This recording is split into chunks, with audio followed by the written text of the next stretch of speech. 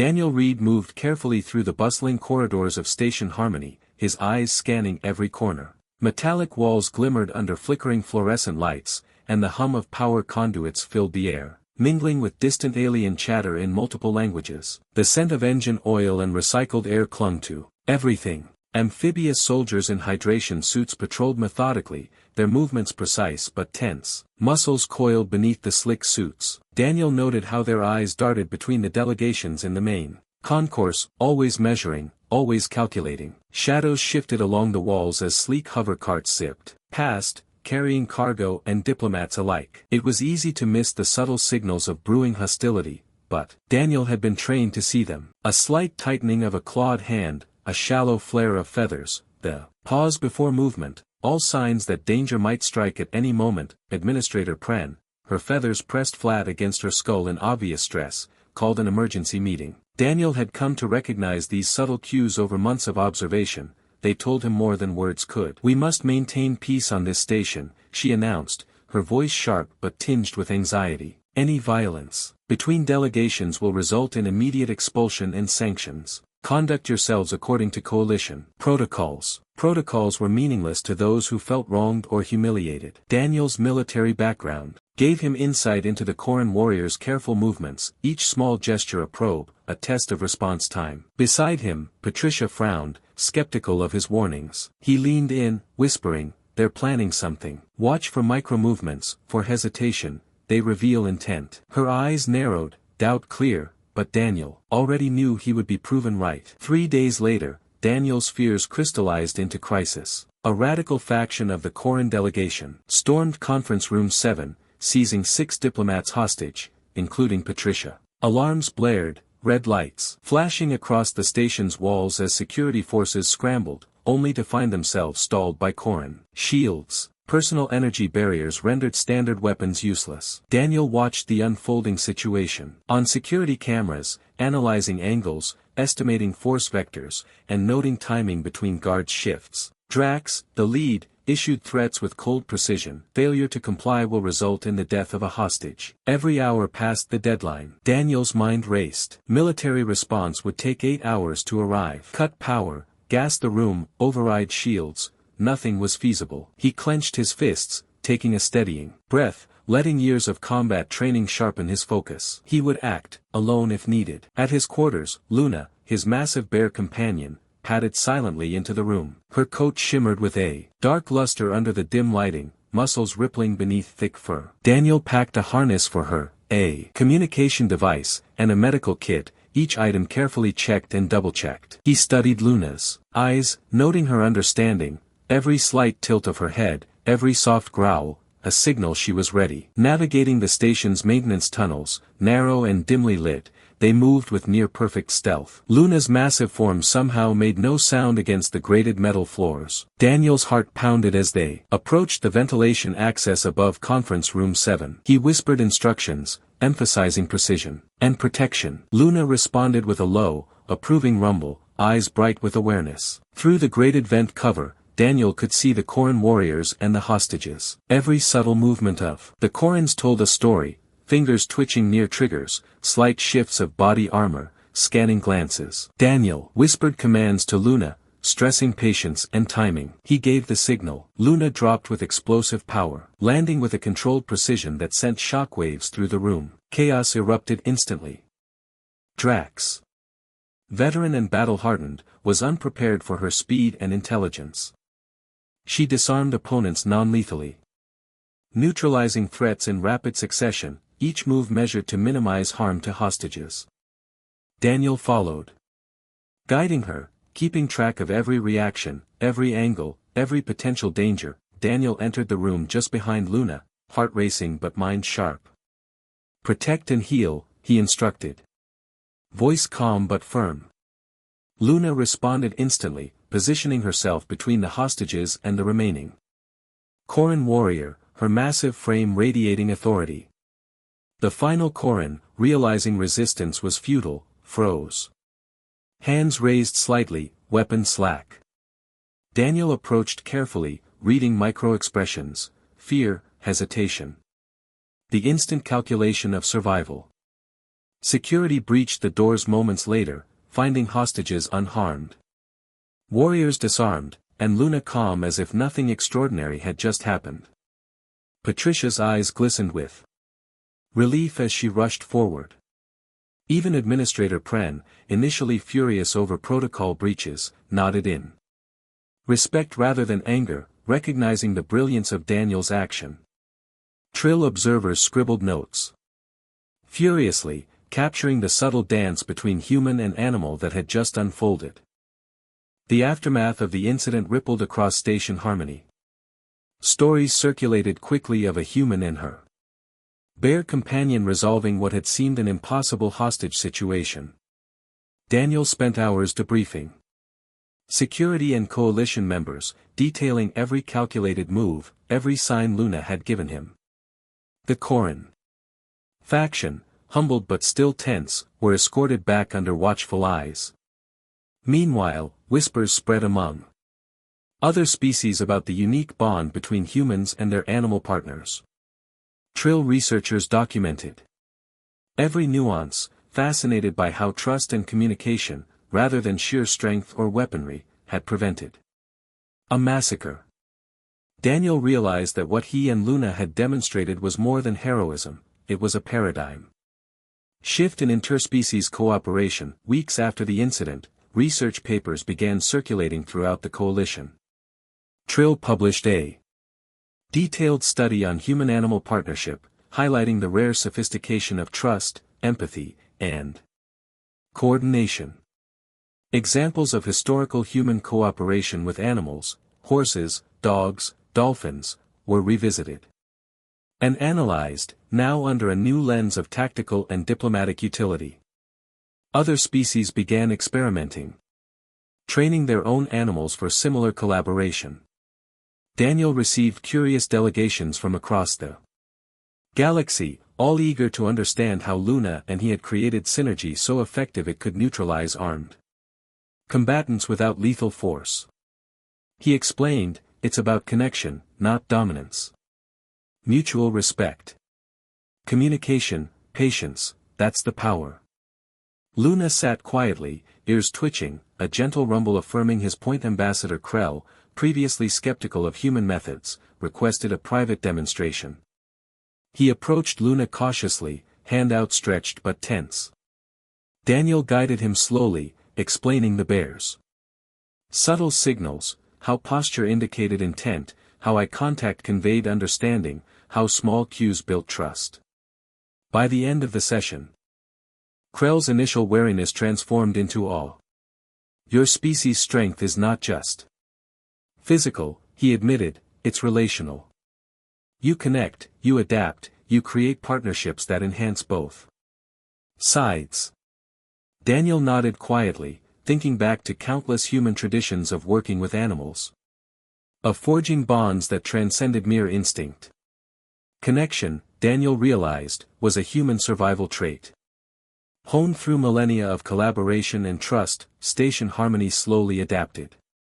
Humans began bringing more support animals aboard, from therapy dogs to trained raptors, each partnership reinforcing the coalition's understanding of trust and cooperation.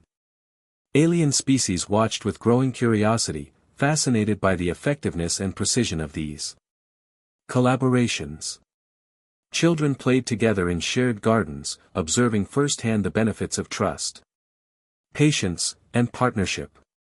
Daniel's role expanded, he was consulted on security, on diplomatic matters, on interspecies training protocols. Luna remained at his side, a calming presence amid tension, a living example of their philosophy. Together, they transformed not only perceptions of humans but the very way coalition members approached collaboration, conflict, and communication. 6 months passed since Luna's arrival, and Daniel observed Station Harmony with a quiet satisfaction. The corridors, once tense with suspicion, now thrummed with cautious optimism. Humans with their animal companions moved freely, teaching aliens the subtle language of trust, body signals, and coordinated movement. Daniel often paused to watch small acts, a dog guiding a blind alien child, a trained bird relaying messages. Across floors, a bear assisting security personnel in practice drills. These moments, seemingly mundane, reinforced the idea that cooperation, rather than intimidation, could prevent conflict and build understanding. Administrator Pren joined Daniel one evening on the observation deck, her feathers smoothing as she relaxed for the first time in weeks. "Your work here, it has changed everything," she admitted. Daniel simply nodded. Luna, lying at his side, her breathing calm, steady, almost meditative, ambassadors and researchers began visiting Earth and other human colonies, eager to witness these partnerships firsthand. Daniel spent days conducting demonstrations, teaching the importance of timing, patience, and empathy. Luna remained his constant, her massive frame a testament to the power of mutual respect. The demonstrations went beyond combat or security, they became lessons in diplomacy. Humans and animals were not weapons, they were collaborators, capable of anticipating needs, reading intent, and acting with precision based on shared trust. The coalition began considering policy changes, integrating animals into diplomatic and security roles. Acknowledging that cooperation could save lives in ways no technology ever could. Daniel's relationship with Luna deepened. He could read her subtle cues without conscious thought, the slight shift of a paw, a barely audible rumble, the flick of her ears. Their bond became a silent dialogue, allowing him to anticipate danger, mediate conflicts, and even provide reassurance to panicked allies. Luna's presence at his side during diplomatic sessions became symbolic, a living demonstration that trust and partnership could bridge species, cultures, and philosophies. Through their daily interactions, humans across the station began to emulate the model, pairing with animals for both security and companionship. Small victories, often unnoticed, created a ripple effect, slowly transforming station harmony into a hub of cooperation rather than fear. Months turned into a year, and Daniel reflected on the change he had helped foster. Station harmony no longer feared conflicts escalating into violence. Instead, species learned to observe, communicate, and collaborate. Luna's training programs expanded, and she became an ambassador in her own right, her calm authority teaching both humans and aliens alike the subtle art of partnership. Even skeptical Koran warriors began attending sessions, learning to interpret signals, trust instincts, and work alongside beings they once considered beneath their notice. Daniel marveled at how a crisis that had once threatened lives had evolved into a lasting legacy, demonstrating the enduring power of trust and cooperation. One evening, as Daniel watched the sun dip below the station's observation dome, he considered the unlikely journey that had brought him here. A crisis, a hostage situation, a human and a bear against overwhelming odds, had transformed not only a station but the galaxy's perception of humanity. Luna lay at his feet, massive paws folded, eyes half closed, radiating calm reassurance. Children played nearby, humans and aliens alike, laughing and learning the unspoken lessons of trust. Daniel realized that survival had always been about connection, human to human, human to animal, and animal to the world around them. With that bond, they had created something stronger than any weapon, a legacy of understanding, cooperation, and hope. Time on station harmony moved differently now. Daniel's days were filled with planning training sessions, overseeing diplomatic exercises, and mentoring younger humans and aliens in animal partnership techniques. Luna's presence remained constant, her size a calming anchor in a bustling station. Even the smallest gestures, a nuzzle of encouragement, a gentle paw on a trainee's shoulder, carried weight, teaching patience and empathy. Daniel marveled at how subtle actions could alter outcomes more than directives or orders. The bond he shared with Luna had grown into a model for the coalition, showing that cooperation required attention, respect, and the willingness to listen without words. Visitors from distant colonies arrived regularly, bringing their own animals to learn and train. Daniel oversaw the adaptation of species-specific techniques, ensuring that bears, dogs, birds, and other creatures could integrate seamlessly with human partners. The station became a hub of research, testing, and observation, with each successful partnership reinforcing the principle that strength was not always raw power, it was the trust built between beings. Luna often participated in demonstrations, gracefully showing how instinct and training could merge, creating fluid coordination between human and animal. Observers were struck not only by her physical abilities but also by the quiet intelligence behind each movement. Daniel and Luna's success inspired other colonies to adopt similar programs. Ambassadors reported back to their home worlds, praising the humans' ability to harmonize with creatures once considered untamable or purely utilitarian.